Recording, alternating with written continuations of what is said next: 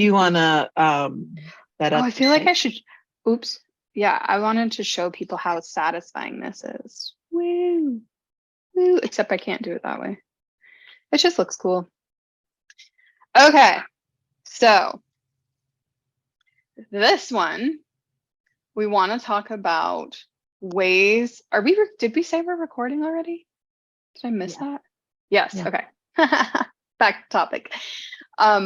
Ways to work with your autistic mind.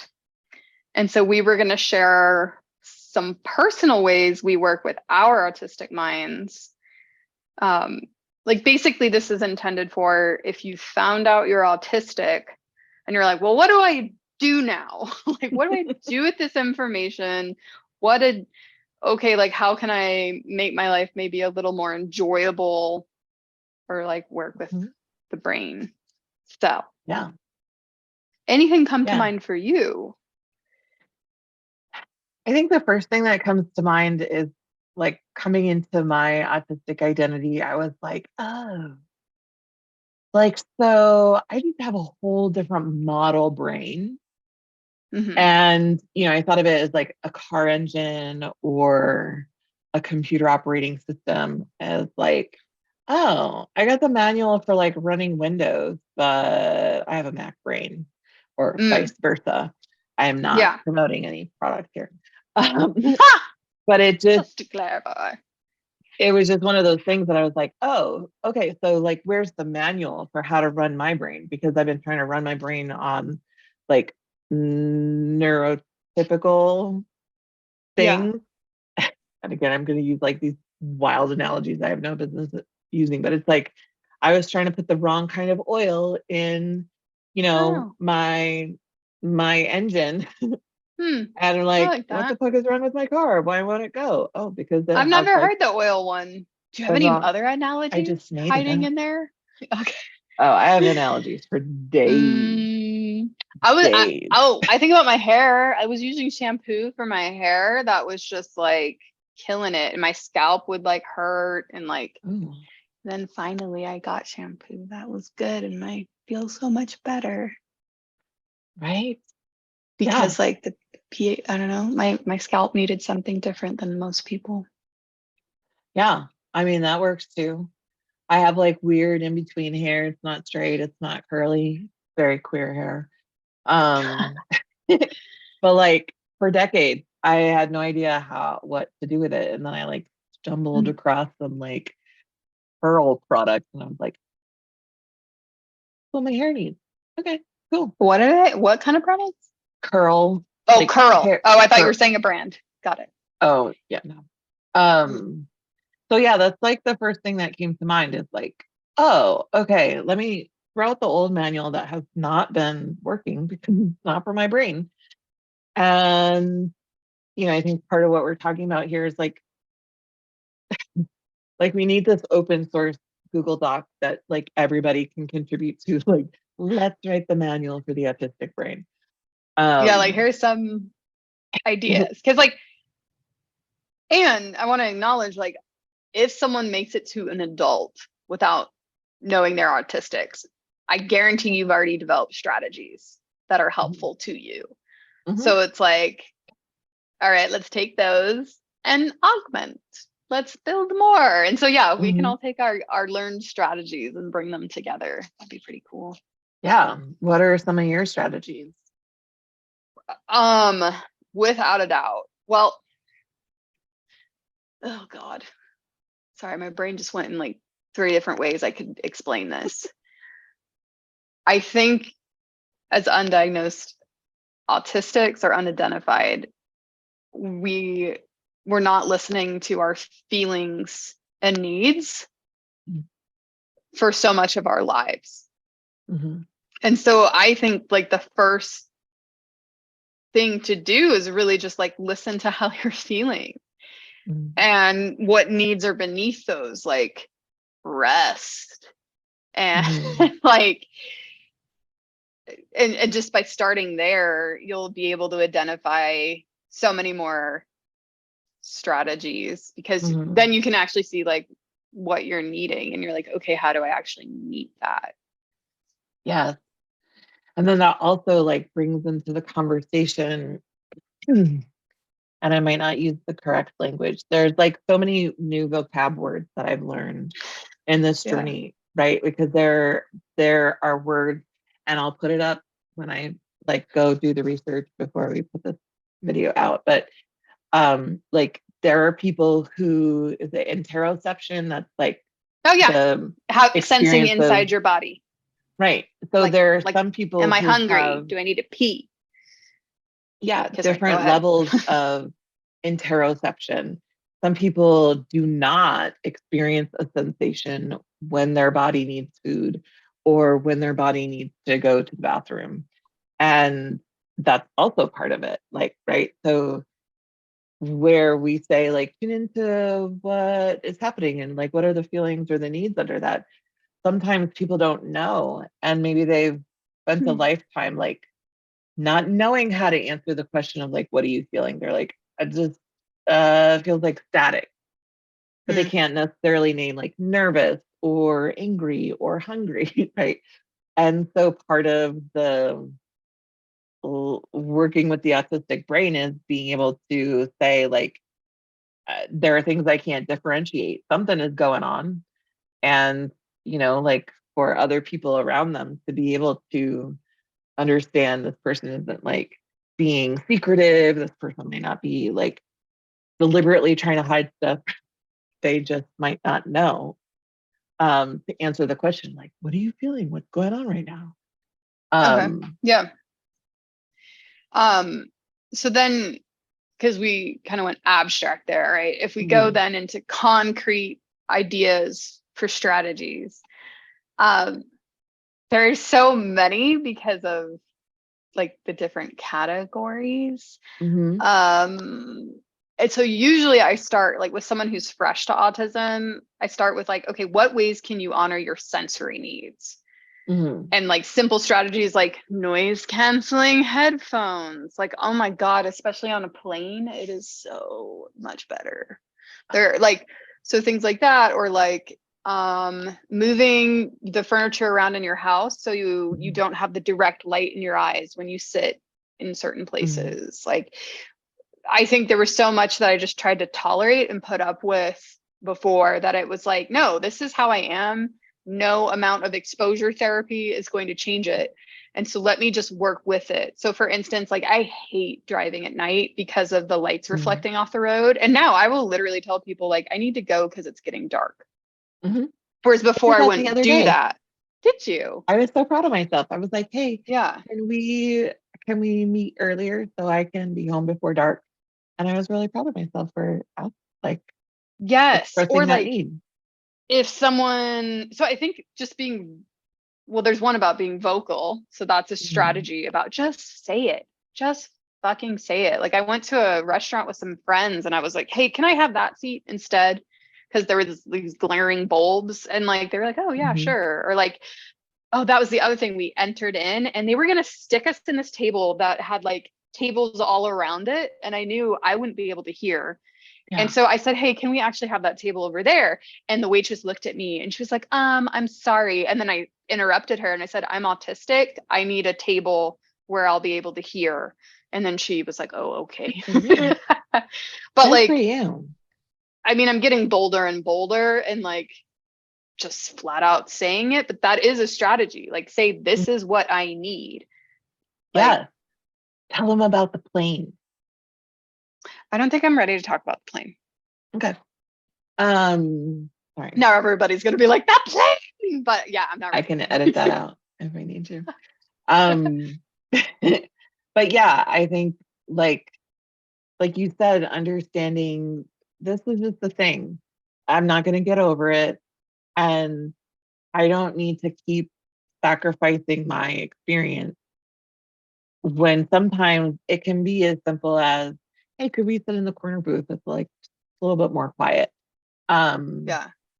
a big thing for me is I have some auditory processing things. So I Mm. have the captions on all my shows, and I forget, like if I go watch a show at somebody else's house and they don't have captions, but I'm like, ugh, like Yeah. I can't relax and enjoy that experience because I have to work so And can't, hard yeah. to Mm-hmm. hear and pay attention to hearing that, Mm-hmm. that is something that would be important for me to be like, hey, I just need captions. And Yeah. like, if Mm-hmm. that's not something you can do, then we'll have to do other activities and watch shows together. Mm-hmm. So Um, those are all examples of honoring our like sensory needs, the five mhm, senses. And I was just thinking the plain example, me choosing to say like me saying I'm not ready to talk about that mhm, is is me honoring a different kind of need, like an emotional thought level, because that topic ties to so many other topics that I'm still kind of mm, for myself sitting with and exploring. So I'm not ready to talk about it in a public forum.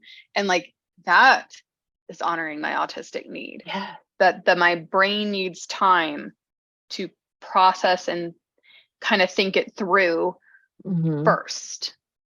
yeah, yeah, I appreciate that. That comes into play too. Like recently, I was asked if I would be interested in giving a presentation, and so there's like this, there's like boundaries and also how my brain works, right? There's like before I provided an answer, I was like, I want to learn more about what it is that you're asking for. Like, yeah, just like so many logistics. Like, is this in person or is this virtual? How long would the presentation be? Um, Hmm. what's like the setup of the space?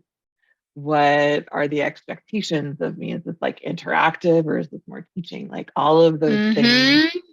are Mm-hmm. So important the factors. strategy of asking for information and clarity. Like I do Right. the same when I'm going to the doctor, like now at least, I'll say like, can you tell me what to expect? Yes. Yes. And then also, like at the end of the conversation, I didn't provide my answer. I said, when would you need to know my answer? Because I just want to sit and think with it. Because I know when I am in the moment, I definitely feel more pressure that like recovering people pleaser part of me is like, ooh, I should say yes.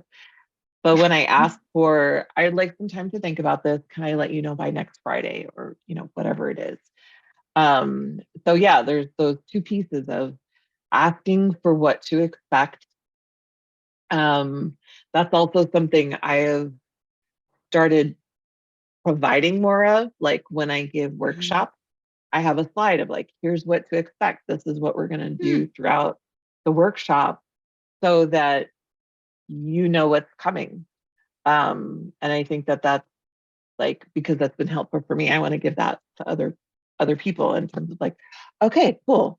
I know Yeah. in like if I'm in a workshop or a training, if I don't have an agenda or if I don't know, like we're going to take a break at 10 a.m. It's going to be a 15-minute break and we'll come back. Then I know what to expect. My brain can like Yeah, work it with can that. be. Yeah.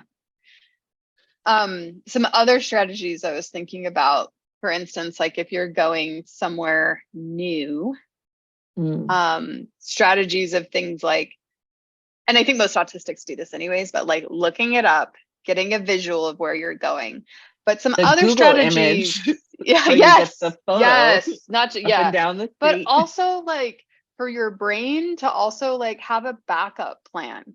Like Mm-hmm. if I need to leave, what will I say? And like kind of not a backup, an exit strategy. Like that helps Yeah. me, as well as I also like to set expectations with whoever I'm going to meet. Like I like to say like, hey, I have about an hour or I have about 2 hours Mm-hmm. or like, because I like what you were saying about the clarity about what to expect in a workshop. I also like don't like social things that I don't know how long they're going to go. That makes me very Mm-hmm. uncomfortable. And I don't want to rudely be like, I'm out. So it's kind of nice to be like, I got an hour or two.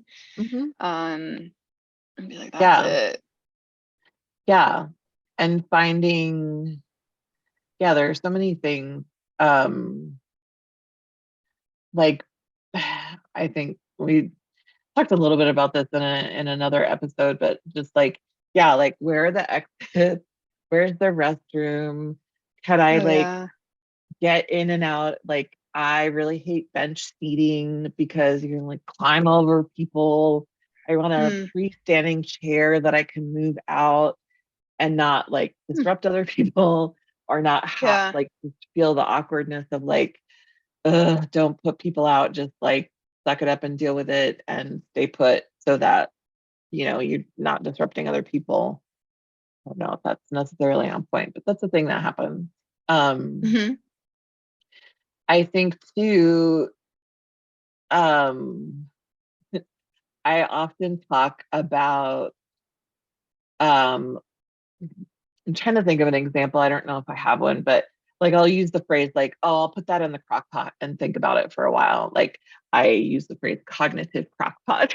I'm like, there are things that I want to like let marinate for a while before I share my position on something or my opinion on something. And so being able to advocate for like, I can't answer that right now. Like I need time to. Yeah. So much of what you're saying, what we're talking about is like, it's like we do actually know like what's feeling good and what's not. It's just a matter of like saying it and asking for what we want, like letting go of the shame of like having a need or being, different. And like, yeah. Yeah. And I think it sometimes that shame comes from the feedback that we've gotten when we have expressed needs in the past and Yeah. received feedback of like, ugh, like you're so high maintenance or you're so like so sensitive, da, da, da. And it's like, okay, well, I guess I'll like keep that need to Yeah. myself. Yeah. But as So you become yeah. stronger in your autistic identity, you're like, fuck it. It's actually not that easy. I make it sound like it's that an easy bucket dance. It's not. It really does take just consistent trying. Like it does get easier and better with time, but it doesn't always come naturally. I still get worried about like at this noisy, we were like waiting an hour and a half at this noisy ass restaurant to get seated. And finally I was like, I'm gonna just go to the bathroom. That was like my way to escape. And then outside the bathroom were some chairs. And I was like, I'm just gonna go sit there. And I was sitting there and I was loving it. And then I was like, oh shit, they're probably worried about me. And then instead I went and I found them. I'm like, hey, I'm gonna actually just sit by the bathroom for a little while. And like, I wouldn't have done that before. I would have been like, oh, you antisocial, you. Like, you're only with your friends so often, like, blah, blah, blah. Instead, I was like, I am fucking overwhelmed. Like, it feels so good to sit here. I'm going to sit here. Just, decompress. Yeah. And I think something you were saying made me think about something. I want it back because that was a nice thought.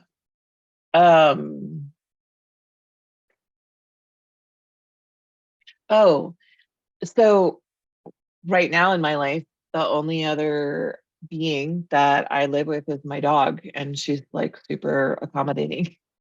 And so I think that's this other aspect of like in conversations that I've had with folks who are coming into their autistic identity is like, ooh, but like I have a family.